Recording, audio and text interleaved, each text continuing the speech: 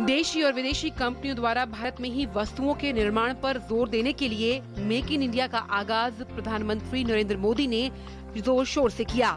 मकसद साफ था, देश में कारोबारी माहौल को बढ़ावा देना, इस रास्ते को सुगम बनाना। सरकार का उद्देश्य इंफ्रास्ट्रक्चर को सुधारने के साथ ही इनोवेशन को बढ़ावा देने पर भी है। इसके जरिए भारत को कारोबारी सुगमता में अगले 3 से 4 सालों में दुनिया के शीर्ष 30 देशों में स्थान दिलाने की कोशिश की जाएगी। सरकार और नीति आयोग इस पर तेजी से काम कर रहे हैं। आइए जानते हैं कि आखिर व्यापार करने को आसान बनाने के लिए क्या कुछ कदम उठाए गए हैं। उद्योग लगाने के लिए लाइसेंसिंग की प्रक्रिया को ऑनलाइन किया गया है।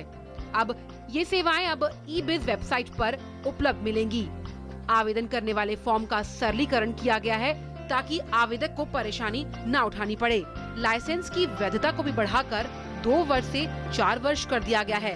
अक्सर नया बिजनेस खोलने पर बार बार सवाल पूछे जाते हैं, इसीलिए DIPP ने ऐसे प्रश्नों की एक सूची भी तैयार की है। निवेशकों के मार्गदर्शन के लिए इन्वेस्ट इंडिया के तहत निवेशक सुविधा केंद्र का गठन भी किया गया है।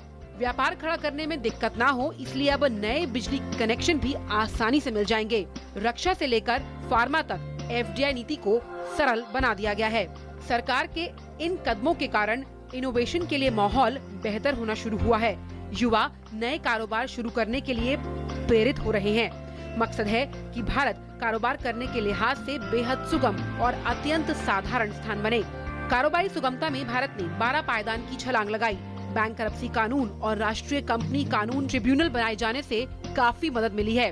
विश्व बैंक की ease of doing business report 2016 के मुताबिक भारत कारोबार सुगमता के लिहाज से 189 में 130वें स्थान पर है। सरकार का लक्ष्य इंफ्रास्ट्रक्चर सेक्टर के विस्तार और कनेक्टिविटी बढ़ाने पर है। Bureau report, DD news.